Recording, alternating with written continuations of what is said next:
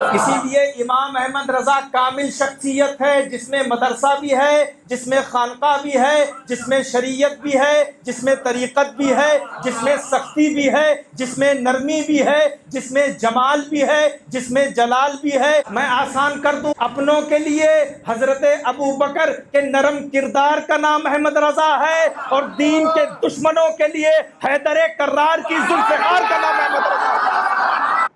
نحمده ونصلي ونسلم على رسوله الكريم اما بعد فاعوذ بالله من الشيطان الرجيم بسم الله الرحمن الرحيم وقل جاء الحق وزهق الباطل ان الباطل كان زهوقا صدق الله العظيم ان الله وملائكته يصلون على النبي يا ايها الذين امنوا صلوا عليه وسلموا تسليما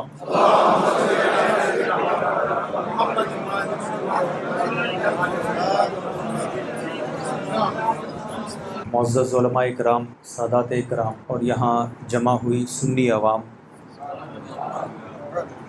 السلام علیکم ورحمۃ اللہ وبرکاتہ۔ میں سمجھتا ہوں کہ نعت شریف اور منقبتوں کا سلسلہ جو آپ نے سماعت فرمایا، ہمارے اور آپ کے لیے، اس محفل کو جگانے کے لیے، اس محفل کو قبول کروانے کے لیے سارا انتظام ہو چکا ہے۔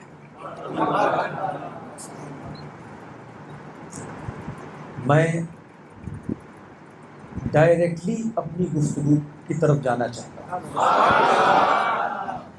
آپ کا ذہن حاضر ہے، آج آپ جمع ہیں، یہ عرس اعلیٰ حضرت ہے، مجدد اعظم کا ذکر ہوگا۔ میں کچھ اہم گفتگو کرنا چاہتا ہوں، بالخصوص ہماری جو نوجوان نسل ہے وہ اس بات کو سمجھے کہ امام احمد رضا کا مقام کیا ہے اور امام احمد رضا کی تعلیمات کیا ہیں۔ امام احمد رضا نے اپنی زندگی گزاری تو کیسے گزاری، امام احمد رضا کی قربانیاں کیا ہیں، امام احمد رضا نے کس کی اور کہاں اور کب تک دفاع کی، یہ سب آپ کو جاننا بہت ضروری ہے۔ اس کی وجہ یہ ہے کہ امام احمد رضا اپنے لیے نہیں رہے۔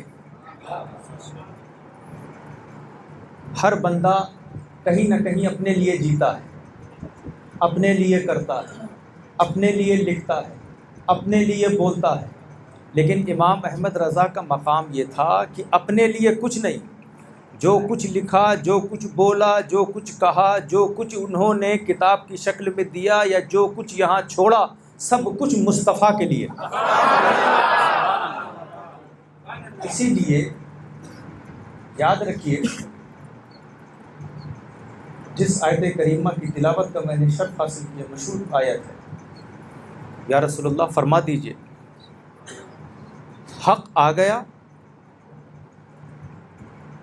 باطل مٹ گیا، اور بے شک باطل کو مٹنا ہی تھا۔ حق آ گیا، باطل مٹ گیا، روشنی آ گئی، اندھیرا مٹ گیا، ہدایت آ گئی، گمراہی مٹ گئی۔ ہر دور میں جب جب بھی کسی فتنے نے سر اٹھایا، کوئی اللہ والا کھڑا ہو گیا۔ یہ تاریخ اسلام میں آپ جب اس کی تاریخ کا مطالعہ کریں گے تب آپ کو یہ اندازہ ہوگا کہ جب جب فتنے آئے کوئی نہ کوئی عاشق رسول کھڑا ہو گیا۔ جب منکرین زکوٰۃ کا فتنہ آیا، حضرت ابو بکر صدیق کھڑے ہو گئے۔ جب فتنہ خارجیت نے اپنا سر اٹھایا، مولا علی مولائے کائنات کھڑے ہو گئے۔ جب امت میں اختلاف کی آندھی آئی اور اختلاف کا اندھیرا ہوا، اور جب امت میں ڈویژن ہوا، اختلافات ہوئے، تو اس امت کو متحد کرنے کے لیے امام حسن مجتبیٰ آئے۔ جب امت میں یزیدیت آنے لگی، دین میں یزیدی فکر آنے لگی، تو حسین شہید کربلا کھڑے ہو گئے۔ جب فتنے نے سر اٹھایا، کوئی نہ کوئی عاشق رسول کھڑا ہوتا گیا، فتنہ معتزلہ آیا، امام احمد بن حنبل کھڑے ہو گئے، فتنہ دین الہی آیا تو حضرت شیخ احمد سرہندی کھڑے ہو گئے۔ اسی طریقے سے ایک ایسا وقت آیا کہ عظمت رسول پر لوگ حملہ کرنے لگے، مقام صحابہ پر حملہ کرنے لگے، طہارت اہل بیت پر حملہ کرنے لگے، تو بریلی کا تاجدار اٹھا، اور سب سارے فتنوں کو جواب دیتے سارے فتنوں کو ختم کیا۔ اسی لیے امام احمد رضا کو صرف ایک مولانا نہ سمجھنا، امام احمد رضا کو صرف ایک مفتی نہ سمجھنا، امام احمد رضا کو صرف ایک فقیہ نہ سمجھنا۔ امام احمد رضا شیخ احمد سرہندی کی جرت کا نام ہے، امام احمد رضا غریب نواز کے مشن کے وفادار کا نام ہے، امام احمد رضا غوث اعظم کے روحانی فرزند کا نام ہے، امام احمد رضا مخدوم اشرف جہانگیر سمنانی کے عقائد کے ترجمان کا نام ہے، امام احمد رضا احمد بن حنبل کی بے باکی کا نام ہے، امام احمد رضا امام حسن کے موقف کو پھیلانے والے کا نام ہے، امام احمد رضا امام حسین کی دفاع کرنے والے کا نام ہے۔ اسی لیے امام احمد رضا کامل شخصیت ہے، جس میں مدرسہ بھی ہے، جس میں خانقاہ بھی ہے، جس میں شریعت بھی ہے، جس میں طریقت بھی ہے، جس میں سختی بھی ہے، جس میں نرمی بھی ہے، جس میں جمال بھی ہے، جس میں جلال بھی ہے۔ اسی لیے میں کہتا ہوں امام احمد رضا اپنوں کے لیے اصلاح کرتے تھے، غیروں کا رد کرتے تھے۔ میں آسان کر دوں آپ کے لیے، اپنوں کے لیے حضرت ابو بکر کے نرم کردار کا نام احمد رضا ہے، اور دین کے دشمنوں کے لیے حیدر کرار کی ذوالفقار کا نام احمد رضا ہے۔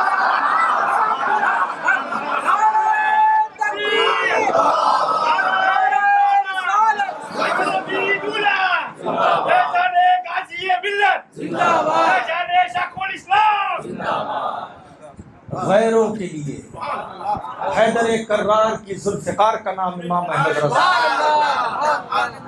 یاد رکھیے، میں کیونکہ آج کل اتنے مجھے تال لگے ہیں، ایسا لگ رہا ہے کہ میں کسی ہاسپٹل میں موجود ہوں، کچھ ہارٹ چیک اپ ہو رہا ہے۔ بہرحال میں کیونکہ آپ سے بات کرنا چاہتا ہوں، خطاب تو آپ سنتے ہیں اور ہمارے علماء اور مشائخ اچھے خطاب آپ کو سال بھر سناتے ہیں، میں کچھ بات کرنا چاہتا ہوں، کچھ آپ یہاں سے لے کر جائیے، اس لیے کہ میری دانش بھائی سے بات بھی، انہوں نے کہا کہ اگر آخری میں تھوڑا ذکر بھی ہو جائے تو بات ان کے دل میں تھی، میں نے کہہ دی، انہوں نے کہا نہیں دل کی بات تھی، تو آخری میں کچھ 5 منٹ ہم ذکر کریں گے پھر صلاۃ والسلام۔ لیکن اس سے پہلے کچھ بات آپ سن لیجئے کہ آپ کا امام کون ہے۔ آج کل بہت یہ معاملہ چل رہا ہے کہ لوگ بڑا پریشان ہوتے ہیں، جہاں جاؤ رضا رضا رضا رضا، گلی گلی کوچے کوچے میں رضا، جہاں جاؤ رضا رضا رضا۔ یہ کون سی بات ہے بھائی؟ اور کوئی نہیں ہے؟ بار بار دیکھو تو رضا کا نام لیتے ہیں۔ حسینی میاں آپ بھی، آپ کو ہم نے تقریر میں سنا، جب بھی دیکھیے رضا کا نام لیتے ہیں، رضا رضا رضا۔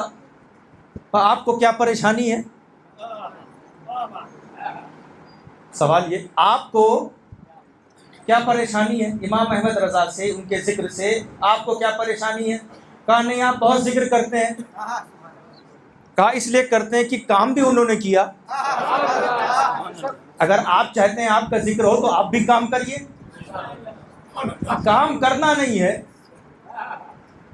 اور ذکر امام احمد رضا سے تکلیف، بات کیا ہے؟ اب میں اس کو سمجھانا چاہتا ہوں، یہ رضا رضا کیوں ہوتا ہے، اور اس رضا رضا کو کوئی روک بھی نہیں پائے گا، وہ میں بتانا چاہتا ہوں۔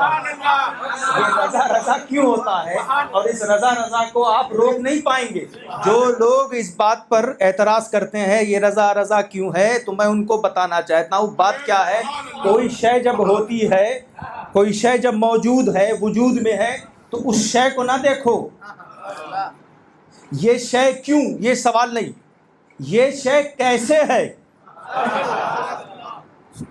نہیں سمجھے آپ؟ میرے خیال سے بھاونگر والوں تھوڑا اس وقت دماغ سمجھ گئے آپ؟ جلسہ ختم کریں جب سمجھ گئے ساری بات آپ. اشارہ کافی نا، اس کا مطلب انہوں نے ایک بات دیکھی.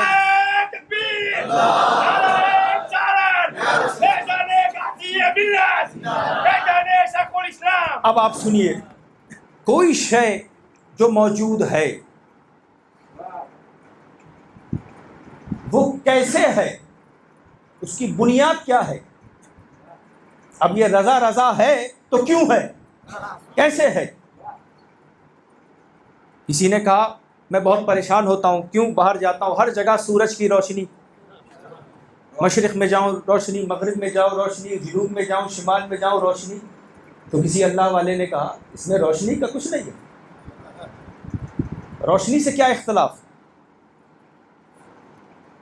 روشنی تو رہے گی جب تک سورج رہے گا. اب روشنی کو ختم کرنا ہے تو سورج کو ختم کرنا ہوگا. نہیں سمجھے آپ؟ یعنی رضا رضا جو ہو رہا ہے تو کیوں ہو رہا ہے؟ امام احمد رضا یہ کیوں ہوتا ہے، بار بار اس کا ذکر کیوں ہو رہا ہے؟ تو سورج کی روشنی سورج سے ہے، چاند کی چاندنی سے اختلاف کر کے کیا کریں گے؟ وہ تو چاند سے ہے. سمندر کے پانی یہ تو سمندر. تو آپ غور کرتے چلیے کہ یہ نام رضا، یہ ذکر رضا جو قائم ہے یہ کیوں قائم ہے؟ میں ایک جملے میں سمجھاؤں، اس میں جو بھی وجوہات اور اسباب ہیں وہ علماء آپ کو بیان کریں گے. ایک بنیادی سبب بیان کر دوں، یہ رضا رضا کیوں ہے؟ اس میں احمد رضا کا کمال نہیں، احمد کی رضا کا کمال ہے.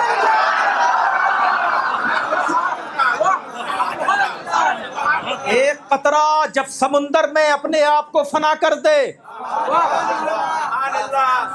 تو لوگ کہیں گے وہ ختم ہو گیا. صوفی کہتا وہ ختم نہیں، جب تک سمندر ہے وہ قطرہ رہے گا، وہ قطرہ رہے گا. تو میرے رضا نے اپنے آپ کو مصطفیٰ کی محبت، مصطفیٰ کے عشق میں، مصطفیٰ کے ادب و احترام میں، مصطفیٰ کی اطاعت و اتباع میں اپنے آپ کو فنا کر دیا. اب یاد رکھو ذات رسول قیامت تک، تو جب ذات رسول قیامت تک تو ذکر رسول قیامت تک، اور ذکر رسول قیامت تک تو عشق رسول قیامت تک، اور عشق رسول قیامت تک تو عاشق رسول قیامت تک. اسی لیے دوستوں اور بزرگوں یاد رکھنا، امام احمد رضا کا ذکر کل بھی تھا، آج بھی ہے، صبح قیامت تک رہے گا، گلی گلی کوچوں کوچوں میں ان کا ذکر رہے گا. اس لیے کہ ان کا ذکر اس لیے باقی ہے کہ انہوں نے اس کا ذکر کیا، اس نبی کا ذکر کیا، اس نبی سے محبت کی جن کا ذکر ہمیشہ باقی رہے گا. یاد رکھیں، اسی لیے صحابہ کا ذکر باقی ہے، اہل بیت کا ذکر باقی ہے، اولیاء اللہ کا ذکر باقی ہے، اغواث کا ذکر باقی ہے، اقطاب کا ذکر باقی ہے، اوتاد کا ذکر باقی ہے، عارفین کا ذکر باقی ہے، مجتہدین کا ذکر باقی ہے. کیوں؟ یہ سب مصطفیٰ کا ذکر کرتے رہے، اور جو مصطفیٰ کا ذکر کرتا ہے اس کا ذکر ہمیشہ باقی رہتا ہے. یاد رکھیے، سورج کی روشنی کو کوئی ختم نہیں کر سکتا ہے، چاند کی چاندنی کو کوئی ختم نہیں کر سکتا ہے، سمندر سے پانی کو کوئی ختم نہیں کر سکتا ہے. آپ پوچھیں گے کیوں؟ اس لیے کہ سورج کو روشنی تم نے نہیں دیا، اللہ نے دیا ہے. چاند کی چاندنی اللہ سے ہے، سمندر میں پانی اللہ کے حکم سے ہے. اسی لیے دوستوں اور بزرگوں یاد رکھیے، ان چیزوں کو کوئی ختم نہیں کر سکتا. اللہ نے بلند کیا ہے تو ذکر رسول کو بھی کوئی ختم نہیں کر سکتا. خدا نے ذکر رسول کو بلند کیا ہے، اور جسے خدا بلند کر دے اسے کوئی مٹا نہیں سکتا ہے، اسے کوئی جھکا نہیں سکتا ہے، اسے کوئی کم نہیں کر سکتا ہے. یہ جتنے گستاخ رسول ہیں جو کوشش کرتے ہیں کبھی میڈیا پہ، کبھی سوشل میڈیا پر، کبھی اخبار میں کہ ہم نبی کی شان میں گستاخی کریں گے، ان کے مقام کو نیچا دکھائیں گے، ان کی عظمت کو نیچا دکھائیں گے، یہ جاہل ہیں، یہ کچھ نہیں کر سکتے، یہ کیڑے مکوڑے ہیں، یہ جو بکواس اعتراض کرتے ہیں یہ خود ختم ہو جائیں گے، اور میرے نبی کا مقام کیا ہے؟ آج تک بریلی سے آواز آ رہی ہے مٹ گئے مٹتے ہیں مٹ جائیں گے آدھا تیرے، نہ کبھی مٹا ہے نہ مٹے گا کبھی چرچا تیرا۔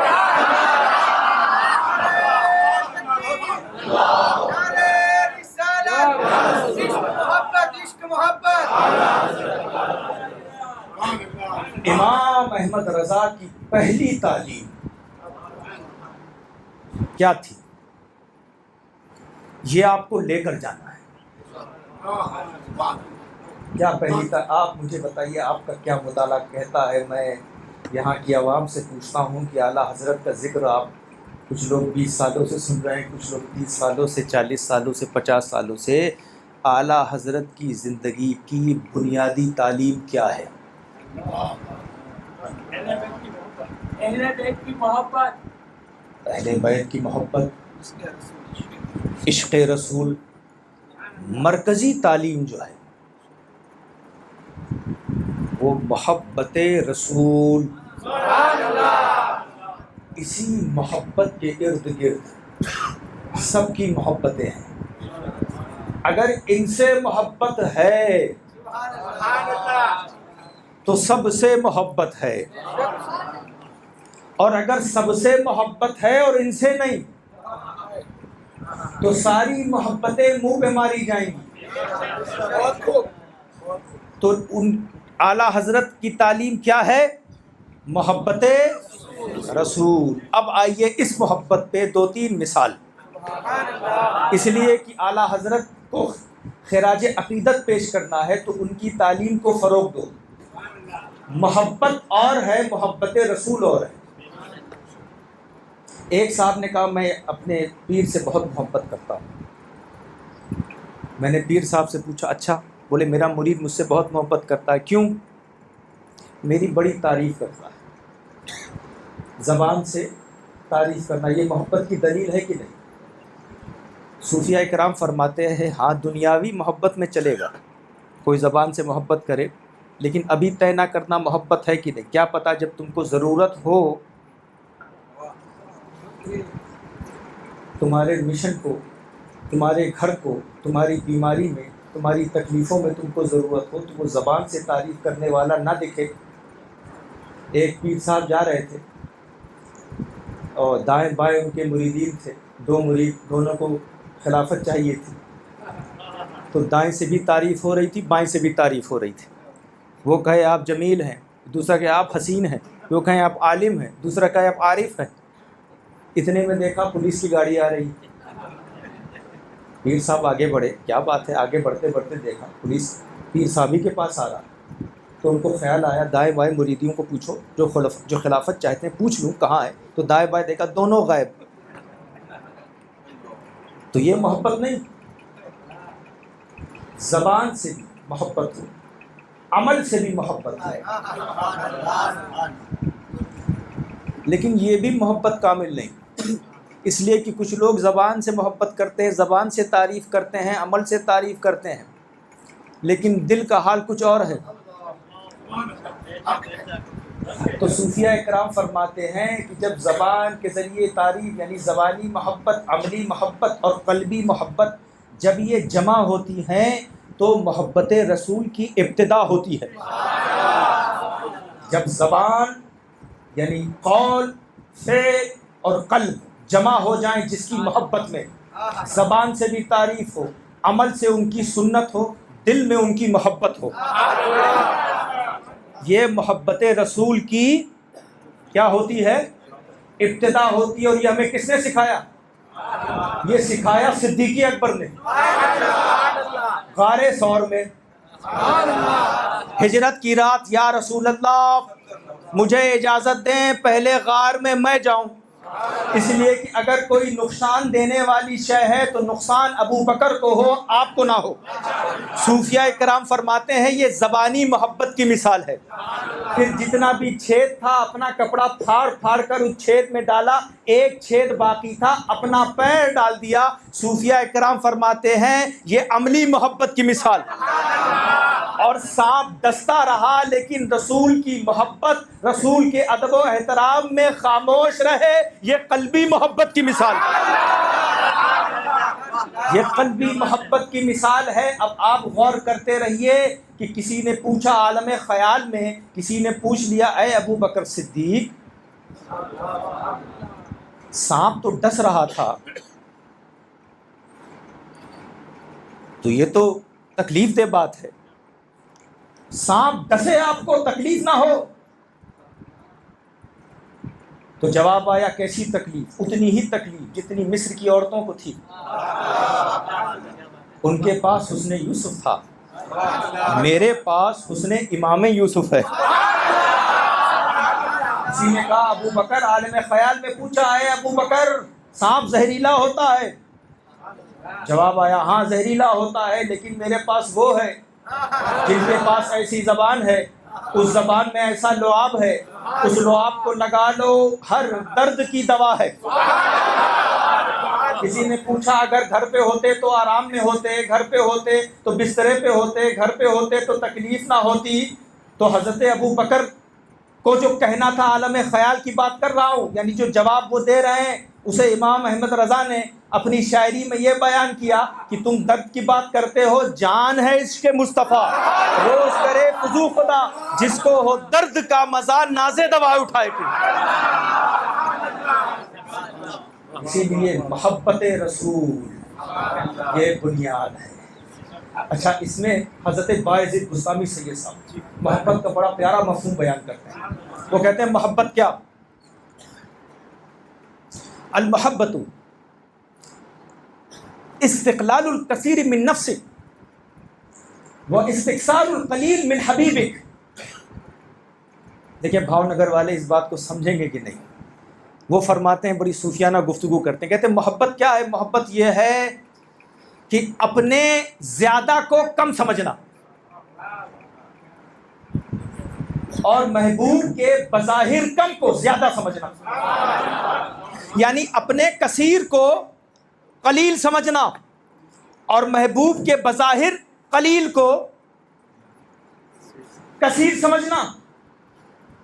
میں مثال سے آپ کے لیے یہ مفہوم کو آسان کرتا ہوں. آپ صحابہ کی جماعت سے پوچھیں کہ اے صحابہ، آپ نے اپنے شہر کو چھوڑا مصطفیٰ کے لیے، اپنے گھر والوں کو چھوڑا مصطفیٰ کے لیے، اپنے بچوں کو چھوڑا مصطفیٰ کے لیے، اپنے والدین کو چھوڑا مصطفیٰ کے لیے، رشتہ داروں کو چھوڑا مصطفیٰ کے لیے، احد میں گئے مصطفیٰ کے لیے، بدر میں گئے مصطفیٰ کے لیے، خندق میں گئے مصطفیٰ کے لیے، ہجرت کی مصطفیٰ کے لیے، بھوکے رہے مصطفیٰ کے لیے، پیاسے رہے مصطفیٰ کے لیے، گردن کٹائی مصطفیٰ کے لیے. اگر تمام صحابہ کی جماعت کو آپ اکٹھا کر کے یہ سنائیں کہ آپ نے اتنا زیادہ کیا، اتنا کثیر کیا، تو وہ یہی کہیں گے یہ جو ہم نے کیا ہے یہ سب قلیل ہے. کثیر تو یہ کہ مصطفیٰ نے ایک بار ہمیں دیکھ کر مسکرایا تھا.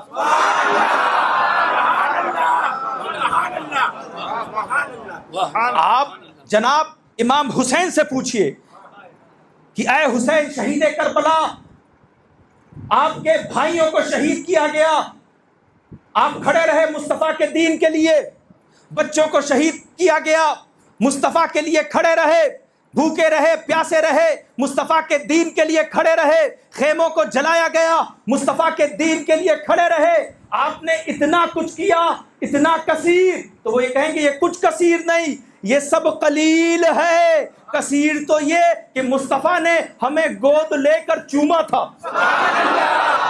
آپ مخدوم اشرف جہانگیر سمنانی سے پوچھئے کہ آپ نے اپنی سلطنت کو ٹھکرا دیا اور پنڈوا شریف جا کر تربیت حاصل کی اور امت محمدیہ کی اصلاح کے لیے، ان کی ہدایت کے لیے آپ بھوکے بھی رہے، پیاسے بھی رہے، مشکلیں جھیلی، تکلیفیں جھیلی، اتنا زیادہ کیا، اتنا کثیر. تو وہ کہیں گے یہ سب قلیل ہے. کثیر تو یہ کہ مصطفیٰ نے اپنا امتی بنا کے رکھا ہے. آپ امام احمد رضا سے پوچھیں گے کہ اے اعلیٰ حضرت، آپ نے جب بھی مصطفیٰ پر حملہ ہوا کتاب آپ نے لکھی، جب بھی صحابہ پر کسی نے انگلی اٹھائی کتاب آپ نے لکھی، جب بھی اہل بیت پر کسی نے اہل بیت کو نشانہ بنایا تحریر آپ نے لکھی، اہل بیت کے لیے آپ کھڑے ہوئے، صحابہ کے لیے آپ کھڑے ہوئے، فتاوی رضویہ آپ نے لکھا، الدولۃ المکیہ آپ نے لکھا، علم غیب پر آپ نے لکھا، نورانیت پر آپ نے لکھا. اتنا کثیر کیا تو وہ یہی کہیں گے یہ سب قلیل ہے. کثیر تو یہ ہے کہ کام وہ لے لیجئے، تم کو جو راضی کرے، ٹھیک ہو نہ میرا رضا، تم پہ کروڑوں دنیا۔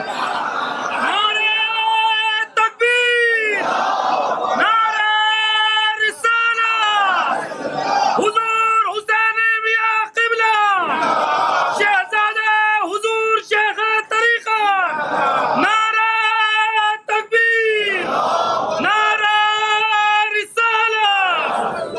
اشرفی دلہا سچ بات یہ ہے دوستوں، محبت اور ہے، محبت رسول اور ہے۔ آپ کی دنیاوی محبت اور ہے، دنیاوی محبت اور ہے۔ اچھا یہ بتائیے، لا یؤمن احدکم حتی اکون احب الیہ من والدہ وولدہ والناس اجمعین، حدیث شریف ہے، حضور فرماتے ہیں اس وقت تک کوئی مومن نہیں ہو سکتا جب تک اپنے گھر والوں سے، اپنے والدین، بچوں سے، تمام مخلوق سے زیادہ مجھ سے محبت نہ کرے۔ حدیث بڑی مشہور ہے یہ، آپ تو کئی بار سن چکے ہوں گے اور اس کا معنی بھی آپ کو معلوم ہے، لیکن اس کے تقاضوں کو پورا کرنا۔ وہ ماں جس کے ذریعے آپ پیدا ہوئے، جس نے آپ کو بچپنے میں کھلایا پلایا صاف کیا، اس باپ نے جس نے آپ کو تربیت دی، ٹیبل پہ کھانا رکھا، سر پہ چھت پر روف دیا، گھر دیا، بزنس دیا، کاروبار دیا، وہ بچے جن کے لیے آپ تڑپ رہے تھے کہ حضرت دعا کر دیجئے 5-6 سال کے بعد اولاد ہوئی ہے، وہ ایک طرف ہوں، مصطفیٰ ایک طرف۔ اصل مومن جو ہے، کامل مومن، وہ سب کو مصطفیٰ کے لیے چھوڑ دے گا۔ اب میں تھوڑا اصلاحی بات کرنا چاہتا ہوں تاکہ میرے نوجوان بچے سمجھ جائیں۔ یہ ہم سے ڈیمانڈ کیوں کی گئی؟ میرے نبی نے ہم سے یہ ڈیمانڈ کیوں کی کہ مجھ سے سب سے زیادہ محبت کرو؟ یہ ایمان ہے، لیکن ڈیمانڈ یہ کیوں ہے؟ اس کو لاجکلی سمجھ لیجئے آپ۔ وہ اس لیے کہ آپ اپنے والدین سے محبت کرتے ہیں، جتنی بھی محبتیں ہیں، چاہے باپ سے ہو، ماں سے ہو، بھائی سے ہو، رشتہ داروں سے ہو، جس سے بھی ہو، پیر سے ہو، علماء سے ہو، سادات سے، جتنی بھی محبتیں ہیں، سب میں کہیں نہ کہیں ایک خود غرضی کا پہلو ہے۔ ہاں مجھے یہاں بھاونگر کا تو نہیں معلوم، لیکن یو کے اور ساؤتھ افریقہ اور کینیڈا، امریکہ میں آپ جائیں تو وہاں بہت سارے ایسے بچے ہیں باپ سے محبت کرتے ہیں، ماں سے نہیں۔ مجھے نہیں معلوم اس کا یہاں بھی کیس ہو، ماں سے قریب ہیں، باپ سے نہیں۔ بہت سارے ایسے کیسز ہوتے ہیں کہ والدین سے قریب ہیں، بھائی بہنوں سے نہیں۔ بہت سارے ایسے کیسز ہم نے دیکھے ہیں کہ لوگ ماں باپ سے قریب ہیں، بھائی بہنوں سے قریب ہیں، رشتہ داروں سے نہیں۔ ہم نے بہت سارے کیسز دیکھے ہیں کہ والدین سے قریب ہیں، بھائی بہنوں سے قریب ہیں اور رشتہ داروں سے قریب ہیں، پڑوسیوں کا خیال نہیں۔ ایک محبت ہے جو سب سے محبت کراتی ہے۔ حکم ہوا سب سے زیادہ نبی سے محبت کرو، کیوں؟ جب تم ان سے محبت کرو گے تو ان کے قریب جاؤ گے، جب ان کے قریب جاؤ گے تو ان کی تعلیمات کا مطالعہ کرو گے، اور ان تعلیمات کے مطالعے سے تمہیں یہ پتہ چلے گا کہ اگر مجھے اس اپنی محبت رسول کو کامل بنانا ہے تو باپ سے بھی محبت کرنی ہوگی، ماں سے بھی محبت کرنی ہوگی، بھائی بہنوں سے بھی محبت کرنی ہوگی، رشتہ داروں سے بھی محبت کرنی ہوگی، پڑوسیوں کا بھی خیال رکھنا پڑے گا۔ اسی لیے مورخین ہیں وہ کہتے ہیں کہ حضرت خواجہ اویس قرنی ماں کی خدمت میں مشغول تھے، اس لیے نبی کو نہیں دیکھ سکے۔ مورخین کہتے ہیں خواجہ اویس قرنی اپنی والدہ کی خدمت میں مشغول تھے، اس لیے نبی کا دیدار نہیں کر سکے۔ صوفیہ کہتے ہیں نہیں، وہ نبی سے اتنی محبت کرتے تھے کہ ماں کی خدمت میں مشغول تھے۔ وہ محبت رسول کا نتیجہ تھا کہ وہ ماں کی خدمت کر رہے تھے۔ اسی لیے دوستوں، محبت رسول کا دعویٰ بہت آسان ہے، غلام ہے، غلام ہے رسول کے، غلام ہے، غلامی رسول میں، بھاونگر والوں، غلامی رسول میں موت بھی قبول ہے، غلامی رسول میں 5 وقت کی نماز نہیں پڑھیں گے، غلامی رسول میں تلاوت قرآن نہیں کریں گے، غلامی رسول میں صحابہ کا احترام نہیں کریں گے، غلامی رسول میں اہل بیت سے محبت نہیں کریں گے۔ ہاں، نعرہ کیا ہے؟ موت بھی قبول ہے۔ اور حقیقت دیکھیے کہ مسجد میں کہہ رہے ہیں غلامی رسول میں موت بھی قبول ہے، مسجد میں نہیں جائیں گے۔ تو دعویٰ کرنا بہت آسان ہے، جلوس میں نکلیے، نعرہ لگائیے، لیکن محبت رسول کے تقاضوں کو پورا کرنے کے لیے یہ سب کے بس کی بات نہیں ہے۔ محبت رسول کے تقاضوں کو پورا کرنے کے لیے صدیق کی صداقت چاہیے، محبت رسول کے تقاضوں کو پورا کرنے کے لیے عمر کی عدالت چاہیے، محبت رسول کے تقاضوں کو پورا کرنے کے لیے عثمان غنی کی سخاوت چاہیے، محبت رسول کے تقاضوں کو پورا کرنے کے لیے علی کی شجاعت چاہیے، محبت رسول کے تقاضوں کو پورا کرنے کے لیے حسن کی حکمت چاہیے، محبت رسول کے تقاضوں کو پورا کرنے کے لیے حسین کی شہادت چاہیے، محبت رسول کے تقاضوں کو پورا کرنے کے لیے فاطمہ کی طہارت چاہیے، محبت رسول کے تقاضوں کو پورا کرنے کے لیے زینب کا صبر چاہیے، محبت رسول کے تقاضوں کو پورا کرنے کے لیے داتا حجویری کا علم چاہیے، محبت رسول کے تقاضوں کو پورا کرنے کے لیے غوث اعظم کی ولایت چاہیے، محبت رسول کے تقاضوں کو پورا کرنے کے لیے غریب نواز کی تبلیغ چاہیے، محبت رسول کے تقاضوں کو پورا کرنے کے لیے فرید الدین گنج شکر کا زہد و تقوی چاہیے، محبت رسول کے تقاضوں کو پورا کرنے کے لیے نظام الدین اولیاء کی خدمت خلق چاہیے، محبت رسول کے تقاضوں کو پورا کرنے کے لیے علاء الحق پنڈوی کی تربیت چاہیے، محبت رسول کے تقاضوں کو پورا کرنے کے لیے مخدوم اشرف کا سفر چاہیے۔ میں آسان کر دوں، محبت رسول کے تقاضوں کو پورا کرنے کے لیے محدث اعظم کا مضبوط قدم اور امام احمد رضا کی مضبوط قلم چاہیے۔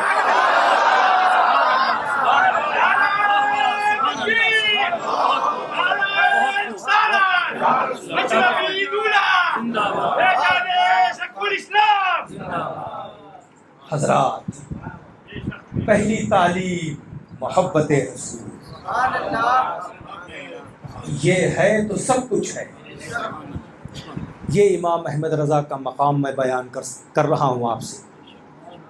اچھا، اور یاد رکھیے، مجھے وقت کا بھی خیال ہے اور ہمیں ذکر بھی کرنا ہے، محفل کو ختم بھی کرنا ہے، اور بہت سارے نکات تھے، میں اس میں چن رہا ہوں تاکہ آپ کو ساری بات آرام سے پتہ چلے۔ ٹھیک ہے؟ تو آپ کی گردن ہلے، اس کا مطلب ٹھیک ہے۔ بات کیا ہے؟ والد گرامی حضور شیخ طریقت علامہ سید محمد جیلانی اشرف اشرفی جیلانی غالباً 1976 میں امام احمد رضا پر جو پہلی ریسرچ آئی وہ امام المیزان امام احمد رضا نمبر، جس کے ایڈیٹر حضور شیخ طریقت تھے، اور اس میں ان کا ایک مضمون ہے، آپ کو کبھی موقع رہے تو اس کو ضرور پڑھیں، اور اس میں ایک چیپٹر ہے وہ یہ کہ امام احمد رضا پر دوسروں کا ظلم، وہ تفصیل انہوں نے لکھی، جو اغیار نے ظلم کیا، اور امام احمد رضا پر اپنوں کا ظلم نا۔ اغیار جو ظلم کرتے ہیں وہ تو ان کا کام ہی ہے، بھائی خنجر لگا ہے تو تکلیف تو ہوگی، لیکن اپنوں کا ظلم جو ہے یہ دو جہت سے ہے۔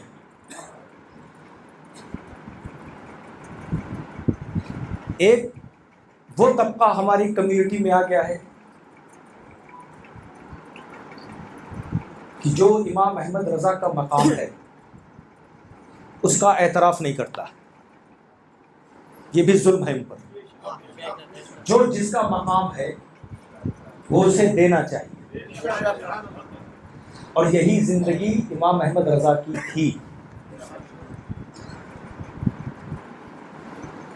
اب میں اپنی بات کو آگے لے، امام احمد رضا کا طرز عمل دیکھیے، پالکی پہ جا رہے ہیں، مشہور قصہ ہے، دیکھیں نا، وہ حق ادا کر رہے ہیں کہ نہیں؟ پالکی پہ جا رہے ہیں، کہا مجھے آل رسول کی خوشبو آ رہی ہے۔ کون یہاں ہے آل رسول؟ تو ایک انسان غریب پالکی جو اٹھا رہے تھے کہا میں ہوں. کہا پھر آپ اٹھائیں گے نہیں، آپ بیٹھیں گے.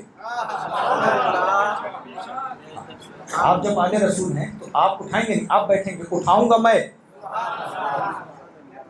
ہے نا. تو ایک خوشبو تو یہ ہو گئی آل رسول کی خوشبو. جب تعلیم حاصل کر کے مہرارہ شریف جا رہے تھے تو راستے میں جب خانقاہ کی طرف جا رہے تھے تو دیکھا بہت پہلے ہی سیدی آل رسول کھڑے ہو کر وہاں انتظار کر رہے ہیں. تو مریدین خلفاء نے پوچھا حضور آپ یہاں کیوں انتظار کر رہے ہیں، خانقاہ میں کریں؟ کہا نہیں، عاشق رسول کی بو آ رہی ہے.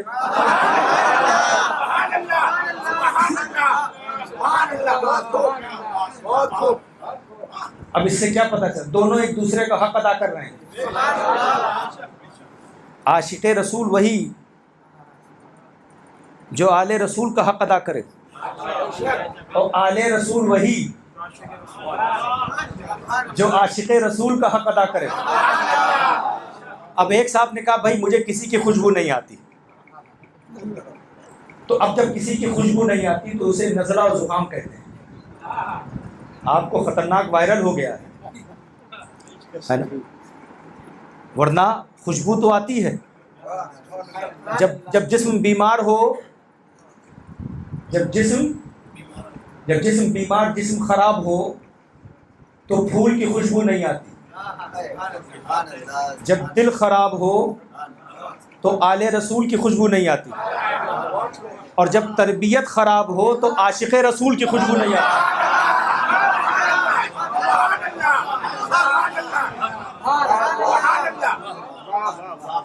ہم شبیہ غوث اعظم اعلیٰ حضرت اشرفی میاں ٹرین سے سفر کر رہے ہیں، بریلی کی سرحد میں آئے، کھڑے ہو گئے، اور جب تک ٹرین بریلی پر چلتی رہی کھڑے رہے. جب سرحد پار کر لیا بیٹھ گئے. مریدوں نے پوچھا حضور شہر تو بہت گزرے لیکن جب بریلی کی سرحد میں آئے تو آپ کھڑے ہو گئے، یہ بریلی کے ساتھ اتنی محبت کیوں؟ کہا وہاں میں نے اپنی فراست اور علم باطن سے دیکھا کہ اپنی خانقاہ میں میرے لیے امام احمد رضا کھڑے ہو گئے. جب وہ ایک آل رسول کے لیے کھڑے ہو سکتے ہیں تو میں بھی عاشق رسول کے لیے کھڑا ہو سکتا ہوں.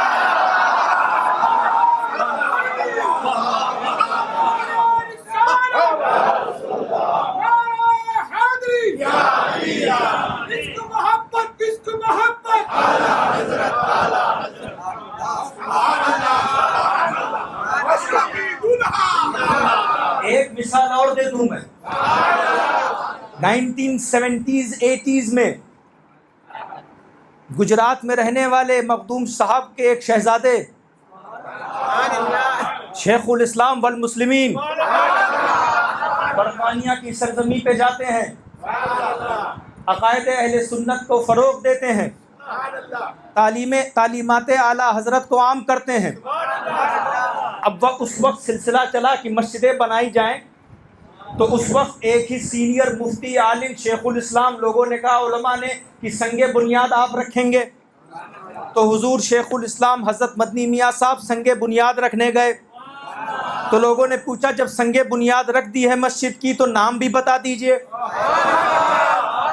نام بھی بتا دیجئے. اب شیخ الاسلام سید آل غوث اعظم، ان کی ڈائری میں بہت بڑے بڑے نام ہیں. تو وہ فرماتے ہیں ایسا ہے نام جو میں دے رہا ہوں وہ رکھو گے؟ کہا جی آپ جو نام دیں گے رکھیں. کہا رکھو مسجد رضا. اور مسجد رضا نام رکھ کر حضرت مدنی میاں نے بتا دیا کہ زندگی بھر امام احمد رضا نے آل رسول کی خوشبو پھیلائی ہے، اب آل رسول عاشق رسول کی خوشبو پھیلائی ہے.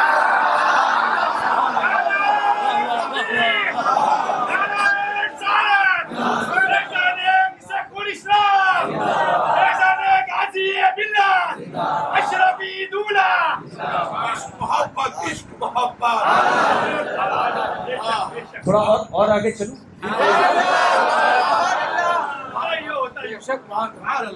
ایک تو یہ بات ہو گئی، یہ ان کا رویہ دیکھا. اب بتائیے مجھے کہ کوئی کیسے اپنے آپ کو آل رسول کہے اور ان سے بغض ہو؟ جو یہ کہہ رہا ہے کہ تیری نسل پاک میں ہے بچہ بچہ میرا، تو ہے عین نور تیرا سب بھرا۔ ایک تو یہ قسم کے لوگ ہیں جن سے بھی ہمارا کوئی لینا دینا نہیں، اور دوسرے قسم کے لوگ ہیں جو اعلیٰ حضرت کے مقام کو بیان کرنے کے لیے دوسروں کے مقام کو گراتے ہیں، ان سے بھی ہمارا کوئی لینا دینا نہیں۔ میں نے کہا نا، جو جس کا حق ہے۔ اور یہاں تک بات آئی ہے تو میں آپ کو سمجھانے کے لیے آیا ہوں۔ یہ مخدوم صاحب نے کیا کیا؟ انہوں نے کون سی کتاب لکھی؟ یہ غریب نواز نے کتنی کتابیں لکھی؟ یہ نظام الدین اولیاء نے کتنی کتابیں لکھی؟ کتابیں تو صرف اعلیٰ حضرت نے لکھی۔ اس جملے سے قادریوں کو، چشتیوں کو، اشرفیوں کو، نظامیوں کو تکلیف بعد میں ہوگی، پہلے اعلیٰ حضرت کو ہوگی۔ اس لیے کہ اگر کتاب کی تعداد ہی بنیاد ہے اور اسی بنیاد پر آپ کسی کو مانتے ہیں، تو اعلیٰ حضرت کی کتابوں کی جو تعداد ہے وہ تو غوث اعظم سے زیادہ ہے۔ لیکن غوث اعظم کے بارے میں کیا فرمائے؟ تیری سرکار میں لاتا ہے رضا اس کو شفیع، جو میرا غوث ہے اور لاڈلا بیٹا تیرا۔ اب میں اس کو اپنے انداز میں آپ کو سمجھانا چاہتا ہوں، سمجھنے کے لیے تیار ہیں؟ کسی کے مقام کو گرانے کی ضرورت نہیں ہے، جو بلند ہے وہ بلند ہے، اور میرے اعلیٰ حضرت بتا گئے کون کون بلند ہے۔ کسی کو جھکانے کی، گرانے کی ضرورت نہیں، یہ مسلک اعلیٰ حضرت نہیں ہے۔ اور یاد رکھیے، اعلیٰ حضرت نے جب آپ کوئی چیز تیار کرتے ہیں تو آپ کسی کے لیے تیار کرتے ہیں نا، نہیں سمجھے؟ کھانا بنایا تو کس کے لیے؟ کھانے والے ہوں گے تو کھانا بنایا جاتا ہے نا۔ تو کتاب لکھی کس کے لیے؟ مسلمین کے لیے نا۔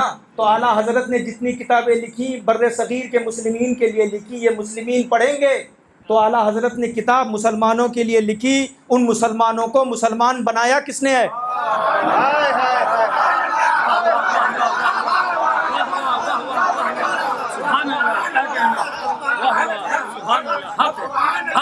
یہ تو بات بھی نہیں کہنی چاہیے۔ اور دوسری بات کہہ دوں، کتاب دو قسم کی ہوتی ہے، ایک قلم سے لکھی جاتی ہے، ایک نظر سے لکھی جاتی ہے۔ ایک کس سے لکھی جاتی ہے؟ ایک نظر سے، ایک کا مطالعہ کیا جاتا ہے، ایک کی زیارت کی جاتی ہے، ایک کو پڑھا جاتا ہے، ایک کے پاس بیٹھا جاتا ہے۔